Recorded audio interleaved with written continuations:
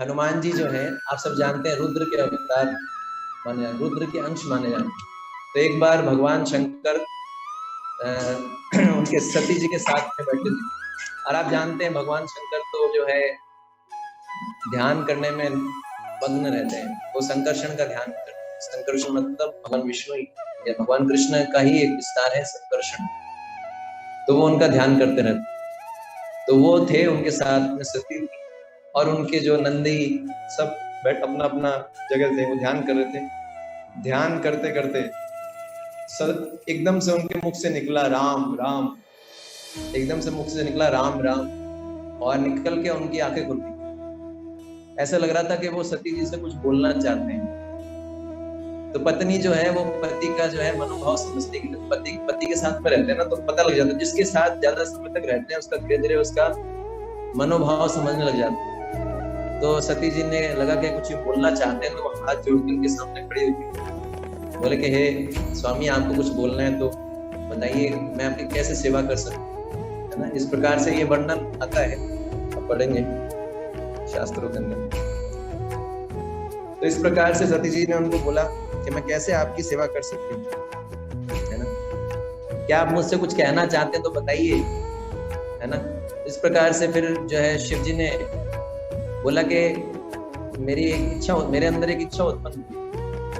तो सती जी सोचने लगी क्या इच्छा हुई। तो उन्होंने बताया, देखिए भगवान श्री रामचंद्र शीघ्र ही अवतार लेंगे, है ना, वो बता रहे हैं सर। और जितने भी देवी देवता हैं वो उनकी सेवा के लिए जो है अवतार लेने वाले हैं, मतलब वो भी उनकी सेवा के लिए आएंगे अलग अलग रूपों में। बोले मेरी भी इच्छा है कि मैं भी उनकी सेवा करूं, है ना।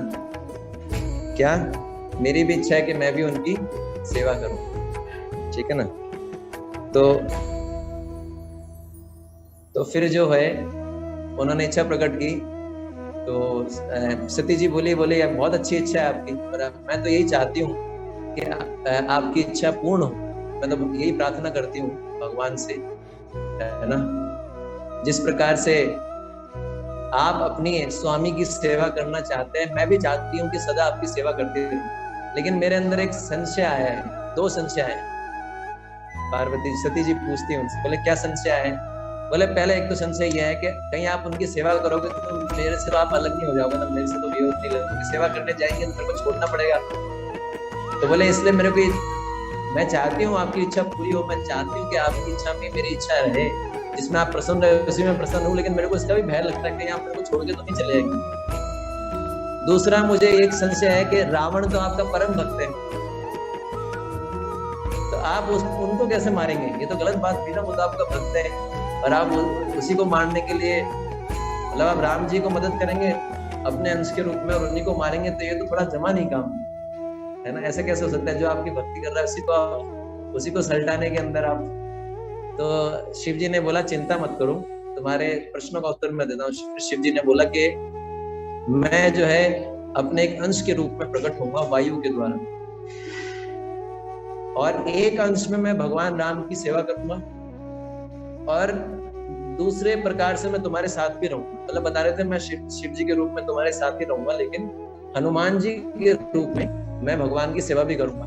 इसलिए तुमको डरना नहीं है, और बीच बीच में मैं तुमको कथा भी सुनाऊंगा, उनके दर्शन भी कराऊंगा, इसलिए घबराओ मत। अब दूसरा प्रश्न ये है कि उनका था ना कि भाई रावण तो आपका परम भक्त है, तो आप उसको कैसे मारेंगे। ये तो कुछ वैसा, ये तो हो गया ना, ये तो गद्दारी वाली बात हो गई। देशभक्ति की बात करते हैं ना, तो बोलते हैं कि भाई गद्दार है, इसने देश के साथ रो किया।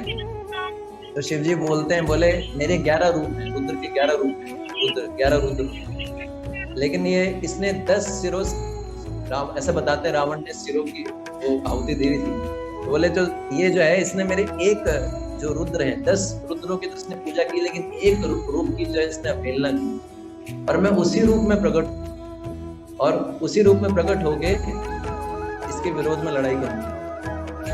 तो ये बताते हैं कि उनका जो है रुद्र का एक अंश हनुमान जी को मानते हैं। तो फिर उन्होंने शिव जी ने भी बताया पार्वती जी को कि जो अंजना माई है, अंजना माई के पुत्र के रूप में मैं जन्म लूंगा, है ना। और केसरी और अंजना, उसी समय क्या होता है कि पैरेलल कई स्टोरीज चलती हैं। उसी समय क्या होता है कि इंद्र के दरबार के अंदर एक अप्सरा, ये जो है लोग है इसको बोलते हैं मध्य लोक। इससे ऊपर होता है ना, ओम भूर्भुवः स्वः, है ना, ऊपर के लोग, मध्य लोग और नीचे के लोग। तो स्वर्ग जो है वो ऊपर के लोकों में आता है, भूमंडल है जो मध्य लोकों में आता है। तो वहां पर देवी देवता रहते हैं, इंद्र जी हैं, उनके साथ में कई अप्सराएं हैं। तो आप जानते हो कि भागवतों में सुना है अप्सराओं से कई बार गलती होती रहती है, उनको श्राप मिलते रहते हैं। अब वैसे डिटेल में नहीं जाएंगे, लेकिन आप कई कथाओं में होता है कई अप्सराओं को ऋषियों के द्वारा श्राप मिलते। तो ऐसी एक अप्सरा थी है ना, और ये जो अप्सरा थी उसका नाम था पुंजिक स्थला। क्या नाम था? हाँ, पुंजिक स्थला। नाम थोड़ा टेक्निकल है, नाम पे मत जाइए, चिंता मत कीजिए। तो उसको भी किसी ऋषि से श्राप मिल गया, कुछ गलती किया था उन्होंने, के कारण उनको श्राप मिल गया। तो ऋषि पहले तो श्राप दे देते हैं ऋषि पहले, तो उन्होंने फिर बाद में बोला ठीक है मैं तुमको श्राप तो दे रहा हूँ, लेकिन तुम्हारे पास एक वरदान भी रहेगा कि तुम अपना रूप परिवर्तन कर सकती हो। जब उसको श्राप मिला तुम वानर के रूप में जन्म लोगी, वानरी। तो कभी तुम वानरी के रूप में रहोगी, कभी तुम मनुष्य के रूप में भी रह सकती हो, मतलब तुम्हारे पास ये फ्रीडम है। ऐसा करके उनको श्राप दे दिया, ठीक है ना। और उसके बाद में क्या हुआ कि लेकिन वो जो पर वो बहुत सुंदर जो है सुंदर थी, वो जब वानरी के रूप में उसने अपना बहुत सौंदर्यवान थी। और केसरी जी से उनका विवाह होता है। केसरी भी आप जानते हैं कि वानर राज होते हैं, तो उनसे विवाह होता है। तो एक बार की बात है कि वो अपने जो इसको बोलते हैं कि अपने जो राज्य में जो पर्वत होते हैं शंग, उस पे जो है विहार कर रहे थे, है ना। तो उसी समय जो है ये जो अंजना माई थी, इनको ऐसा लगा कि कोई इनका स्पर्श कर रहा है, सूक्ष्म रूप से कोई इनका स्पर्श कर रहा है। तो उन्होंने फिर जो है उन्होंने क्रोध में आके बोला कौन है जो मेरा पतिव्रता व्रत जो है भंग करना चाह रहा है, मैं अभी श्राप दे दूंगा इसको। तो फिर उनको ऐसा अनुभव होता है जैसे कि वायुदेव जो है वो उनसे बोल रहे हैं, बोले देवी मैंने तुम्हारा व्रत नष्ट नहीं किया है, मैं तो शंकर की भगवान शंकर की आज्ञा से जो है इधर आया हूँ। ऐसा करके फिर वो उनको बोलते हैं कि तुम्हारे गर्भ से पुत्र होगा जो कि रुद्र का अंश होगा। ऐसा कह के वो उनको आशीर्वाद देते हैं वायुदेव, और वायुदेव वरिष्ठ हैं मतलब देवताओं में काफी। फिर वो बताते हैं कि ऐसा पुत्र होगा जिसके शक्ति के समान कोई, मतलब उसकी शक्ति के टक्कर वाला कोई नहीं है, बहुत शक्तिशाली होगा। बुद्धि में आपने पढ़ा ना, इसमें बुद्धिमताम वरिष्ठम, है ना, बुद्धि में कोई मुकाबला नहीं, बहुत बुद्धिमान होगा, है ना, कोई इसकी टक्कर नहीं दे पाएगा। और मैं उसकी रक्षा करूंगा साक्षात, और मैं भगवान का सेवक होगा। तो ऐसा कह के उन्होंने आशीर्वाद दिया। और फिर जो है ये जो भगवान शिव के जो अंश थे वो कानों के द्वारा अंजना माई के गर्भ में प्रवेश करते, ठीक है ना। और फिर ये जो है, तो कई जगह ऐसा लिखा हुआ है, कई जगह शास्त्रों में कि चैत्र, अभी महीना चल रहा है चैत्र, इसी समय 6 तारीख जो है उसमें बताते हैं हनुमान जी का जयंती मनाएंगे। तो चैत्र शुक्ल जो है, चैत्र इसी महीने में प्रकट हुआ था हनुमान जी। कई जगह दूसरा भी वर्णन मिलता है।